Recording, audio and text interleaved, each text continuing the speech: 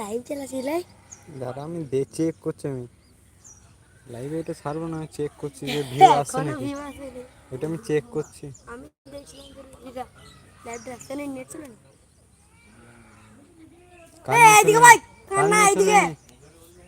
চলে নেবে কার নিয়ে চলে নি তোদের